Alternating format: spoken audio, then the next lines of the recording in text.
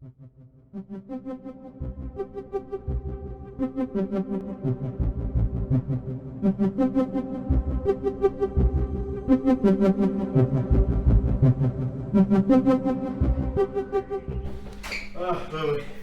Oh, there's Steve. It's the men of the beer. Oh. Way. Beer. Those are steep steps. Sit down, dear boy. Sit down.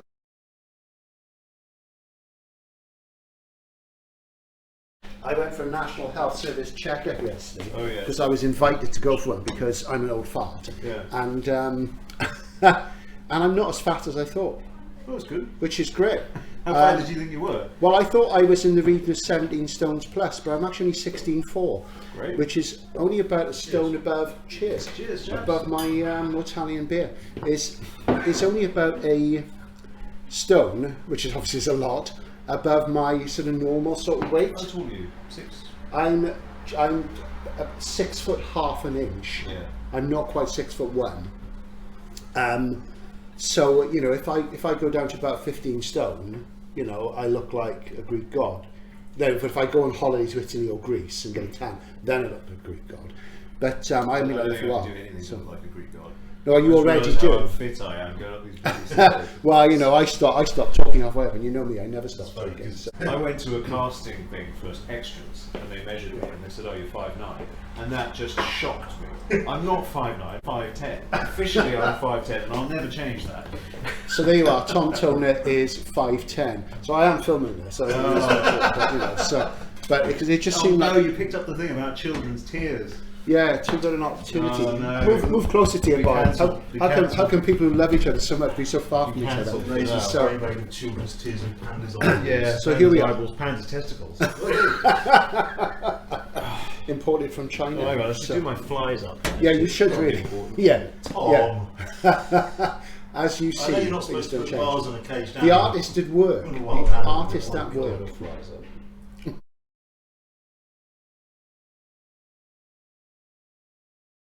I haven't got round to rereading The Face. Have a look at the back and tell me what to remember. While Toner does that, I'll try and remember. We'll probably cut. That's right, Len's Lark. What's her name? Prescient. Yes, so you're no Prescient. No, yes, that's Prescient sounds like the Cornish way of saying it. What did I say? Prescient. Prescient. Well, there you go. As I say in Welsh, I do what I like. Yeah. So, you know. No, I was thinking I got it wrong because it's one of those things. Often you don't hear people say, you just read it. So while we're on this question, just read it, you know. I know we're digressing. While we're on this question, is it Vernor Vinge or Vernor Vinge? Vinge sounds a bit. I can't see it being Vinge. People say it's Vinge. How do you pronounce it? I don't know. I've asked. Is he still alive? I don't know. I think so. Yeah. So, but there's, by the way, there's a Vernor Vinge or Vinge video going to be coming up on the channel probably in about 3 or 4 weeks' time. So there you go. Because I mean, the guys, I mean, Matt. You can't talk to me about it because I don't know. I will talk to you. No, I've read the first one. Yeah. The dogs put me off. The dogs put you off. The dogs. Which book are we talking about now? The dogs running around the planet, the wolves. So we're talking about Vernor Vinge now. Yeah. Or Finch. Which book are we talking about? Fire Upon the Deep. Fire Upon the Deep. Yeah, I wasn't buying it. I wasn't buying it that there's a planet full of dogs just running around. Have you read City by Simak? No. That's all about dogs. Right. Dogs on Earth in the future. I mean, apparently they're superb. These dogs. 3 or 4. Yeah, you have to stick with it. Yeah. These dogs. Yeah. Diarrhea. He's Welsh. Hang on, are we still back on that? we're just going to talk briefly. Just want to talk briefly to Tom about what he's doing at the moment. This is a very unprofessional. Yeah. So we don't want to talk about the. But we do want to cut that. We have to cut. We can't talk about it. We're not going to talk about that. No, so we have to cut this bit. Yeah, we will cut this bit. So take 2. So we're just going to talk a bit. We're just discussing what we're going to cut. So you haven't seen what we're going to cut. So so you'll never know. Exciting stuff as well. But anyway, you're not going to know about it. But anyway, so at the moment, you're doing various bits and pieces. You're teaching, and you have some other writing jobs tucked under the belt which you want to talk about. But you are on Is it the final draft of a novel at the moment? You never know when the final draft is. I'm on draft 4 or 5. I can't really tell which. Okay. For all I know, it's going to hit draft 6 or 7, but I have to get it done in the next few days. So, okay. Wow. So, yeah. So and this is a horror novel? I'll be writing drunk today. See how that goes. Yeah. It's a horror novel. Yeah. Right. It's been in the works for a long, long time. Right. But it's just getting bigger and bigger. Yeah. Which is probably a mistake. Yeah. But you know, people like big horror novels, you know. So. Well, it's still very small, but it started even smaller. Right. So yes. Okay. Can you give us a title? Can you tell us anything like that, or? Yeah, I suppose it's called Silvertongue. Silvertongue. And it's set in the West Country. Right. Okay. So set around here. Great. Yeah. Okay. And it's actually my second horror novel, but the first one was too weird and couldn't get published. Right. So that's the one where there's a character named after me. There is, yeah. There's a dead guy named after Steve Andrews. This book has to come out. Small press publishers, think about this. No, we can have a dead person named Steve Andrews in this one as well. No, I think we should. Yeah. No, I want it to become a legend. Okay, the legend of Steve Andrews. Well, the legend of that's my third novel, the legend of Steve Andrews. But I think really, you know, it's that thing. Maybe, you know, once the one you're working on comes out, then people might change their mind about it being too weird. How can you that would be my hope. That would be my hope, because the one there were lots of reasons, but the one I wrote before I do love. I'd love to try and get it published. If this one works out. What were we talking about? We're talking about your current work in progress. Yeah. Right. So that is approaching completion with the sound of it. Well, no, that's right. I remember now. We also had my friend. He's a doctor, right? And he gives me the medical information. The blood and gut stuff. Yeah, it's really good stuff. The scream. Yeah. So his name's Jake, and I've got a pathologist in the books called Jack. Oh, he's right. he's just a kind of version of Jake. Right. And I let Jake come up with his backstory. Fantastic. So his backstory is that he became addicted to Fanta. So addicted to Fanta. Fanta is a soft drink for those of you outside. He got in trouble with loan sharks because he was getting loans to pay for his Fanta addiction.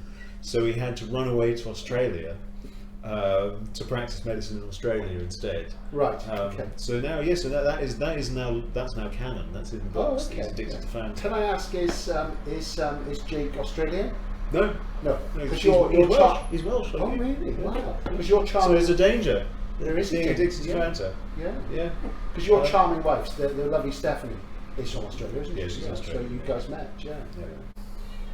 So we're getting there. It's approaching completion. Yeah, I mean, I'm never very good at talking about what I'm doing. Because I think writers, unsuccessful writers like me, they get to a point where talking about things just jinxes it, doesn't it? You know. Now you see that comes up, and I think it's a good point. But you see, you call yourself unsuccessful, but in terms of aesthetic achievement, I think I'm wildly unsuccessful. I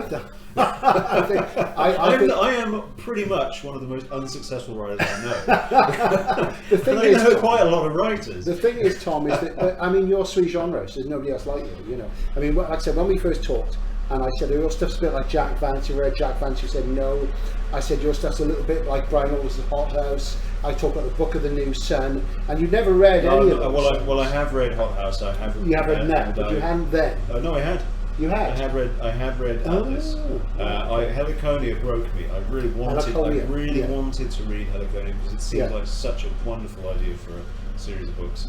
Do you know, speaking of our good lady work, this reminds me, I actually owe the video with her 75 quid because she lent me 75 quid so I could buy a set of first editions of Heliconia. Have you read Heliconia? Oh yeah, first one, yeah. It upset me because it's so correct me if I'm wrong, it's a totally alien world, 10,000 light years or so from Earth. Yes. It's being studied by a satellite full of researchers who aren't allowed to go down and go near it. Yeah, the classic it has its massive long winter cycles and summer cycles where new life grows and evolves. Yeah. But yet, he's constantly talking about bears and seals and things that are typically, and pine trees. I think he mentions pine trees. Convergent evolution?